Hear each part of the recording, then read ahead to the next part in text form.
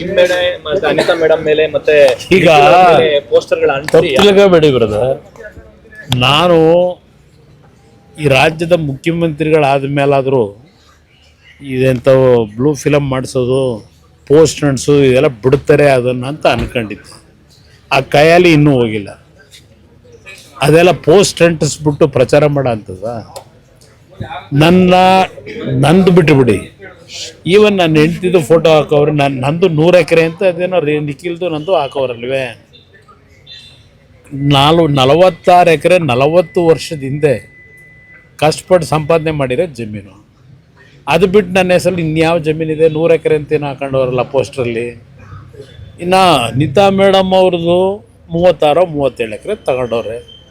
ಖರೀದಿ ಮಾಡಿರೋದು, ಖರೀದಿ ಮಾಡಿರೋ ಜಮೀನ ಯಾವನೋ ಪೋಸ್ಟ್ ಹಾಕೊಂಡು ಅವ್ರ ಹೆಸ್ರಿನಲ್ಲಿ ಹಾಕ್ಬಿಟ್ಟು ನನಗೆ ಜಮೀನು ಕೊಡಿಂದರೆ, ಬೆನಗಾನಹಳ್ಳಿಲಿ ಸತ್ತೋದವ್ರು ಹೆಬ್ಬೆಟ್ಟು ತೋರಿಸಿ ಜಮೀನು ತಗೊಂಡಂಥ ವ್ಯಕ್ತಿ ಈ ಪೋಸ್ಟನ್ನ ಈಗ ಅವ್ರ ಬೆಂಬಲಿಗೆ ಹೇಳಿ ಹಾಕ್ಸ್ಕೊಂಡು ಇದರಲ್ಲಿ ಪ್ರಚಾರ ಮಾಡ್ತೀನಿ ಅಂದರೆ ಜನ ನಂಬ್ತಾರ?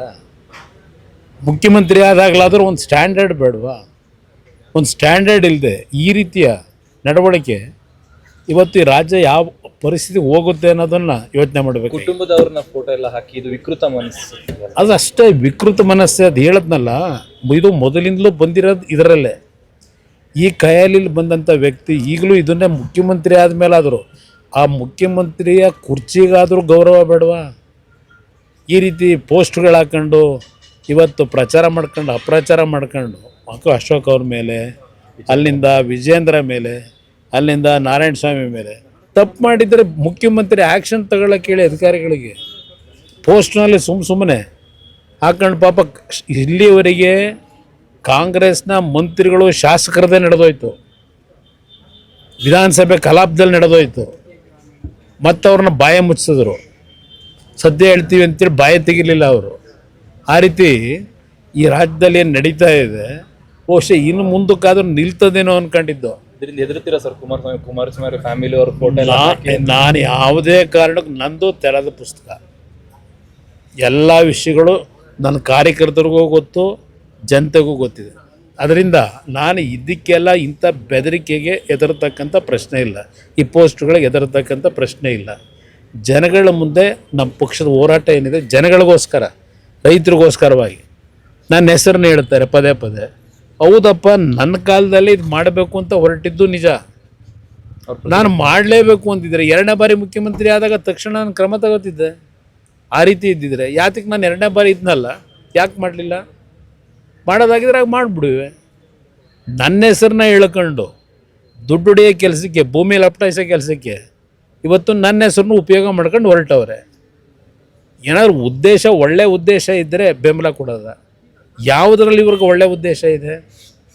ಯಾವುದೇ ಒಂದು ಕೆಲಸ ಮಾಡಬೇಕು ಅಂದರೆ ದುಡ್ಡೇ ನೋಡ್ತಾರೆ. ಇಂಥ ವ್ಯಕ್ತಿ ಬಗ್ಗೆ ನಾನು ಎಷ್ಟು ಸಲ ಮಾತಾಡಲಿ ಸರ್? ಇನ್ನೊಂದು, ನಿನ್ನೆ CLPಯಲ್ಲಿ JDS ಅವರು ಆಪರೇಷನ್ ಮಾಡ್ತಿದ್ದಾರೆ ಕಾಂಗ್ರೆಸ್ ಶಾಸಕರು. ನಾವು ಏನು ಆಪರೇಷನ್ ಮಾಡೋದ? ನಮ್ಮದು ಒಂದು ಸಣ್ಣ ಪಕ್ಷ.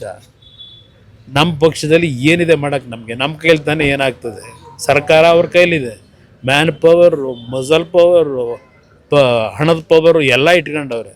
ಅವ್ರ ಮುಂದೆ ನಾವು ಫೈಟ್ ಮಾಡೋಕ್ಕಾಗುತ್ತಾ? ನಾವು ನಮ್ಮ ಪಕ್ಷದ ಮತಗಳು ಚಲಾಪಿಲಿ ಆಗಬಾರ್ದು, ನಮ್ಮ ಪಕ್ಷದ ಮತ ಒಟ್ಟಾಗಿರಬೇಕು ಅನ್ನೋದಕ್ಕೆ ಕ್ಯಾಂಡಿಡೇಟ್ ಹಾಕಿದ್ದೀವಿ. ನಾವೇನು ಗೆದ್ದೇ ಬಿಡಬೇಕು ಏನಾದರೂ ಮಾಡಿ ಕುತಂತ್ರದ ಮುಖಾಂತರ ಅನ್ನೋ ಪ್ರಶ್ನೆ ಇಲ್ಲ. ಈಗ ನಮ್ಮ ಅಭ್ಯರ್ಥಿ ಅರ್ಜಿ ಹಾಕಬೇಕಾದ್ರೆ ಹೇಳಿದ್ದಾರೆ ಆತ್ಮಸಾಕ್ಷಿ ಮತ ಕೊಡಿ ಅಂತ ಕೇಳಿದ್ದಾರೆ. ಇದು ಹೊರತುಪಡಿಸಿ ಏನಿದೆ? ಇವತ್ತು ನಮ್ಮ ಜೊತೆಗೆ BJP ಪಕ್ಷದ ಸರ್ಪ್ಲಸ್ ಓಟಿದೆ.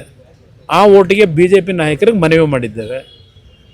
ನಾವು ನಮ್ಮ ಓಟನ್ನ ಭದ್ರವಾಗಿ ಇಟ್ಕೋಬೇಕು ಅನ್ನೋದಕ್ಕೋಸ್ಕರ ಮಾಡಿದ್ದೀವಿ ಅಷ್ಟೇ. ಅಲ್ಲಿನ ಆಂತರಿಕ ಭಿನ್ನಮತ ಏನಾದರೂ ನಿಮಗೆ ಪ್ಲಸ್ ಆಗ್ಬೋದು ಅನ್ನುವಂಥ ಲೆಕ್ಕಾಚಾರ ನೋಡೋಣ. ಅದು ಭಗವಂತ ಇಚ್ಛೆ. ಅದೇನಾದರೂ ಆ ರೀತಿ ಆದರೆ ನಿಜಕ್ಕೂ ಆ ಕೆಲಸ ಮಾಡಿದ್ರೆ ಸರ್ಕಾರಕ್ಕೆ ಒಂದು ಬಿಗಿ ಮಾಡೋಕ್ಕೆ ಅನುಕೂಲ ಅನ್ನೋದು ನನ್ನ ಅಭಿಪ್ರಾಯ. ಕೊನೆ ಪ್ರಶ್ನೆ, ಚಲುವರಾಯಸ್ವಾಮಿ ಅವರು, ಕುಮಾರಸ್ವಾಮಿ ಅವರಿಗೆಲ್ಲ ಉತ್ತರ ಬೇಡ. ನನ್ನ ಕಾರ್ಯಕರ್ತರು ಉತ್ತರ ಕೊಡ್ಕೊತ ಅವ್ರು ಎಲ್ಲಿದ್ದವರು, ಅವ್ರ ಬಗ್ಗೆ ನಾನೇ ಯಾಕೆ ಚರ್ಚೆ ಮಾಡಲಿ? ಅಂಥವ್ರ ಬಗ್ಗೆ ಚರ್ಚೆ ಮಾಡೋದು ನನಗೆ ಅನಾವಶ್ಯಕ. ಅವ್ರ ಪಾಪ ಯಾವ ಚೇರ್ಗೀರು ಉಳಿಸ್ಕೊಳ್ಳೋಕೆ ಓಡಾಡ್ತಾರೆ, ಅದಕ್ಕೆ ನಾನೇ ಯಾಕೆ ಉತ್ತರ ಕೊಡ್ತೀನಿ? ಏನೇನೋ ಮಾತನಾಡ್ತಾರೆ. Sir, thank you.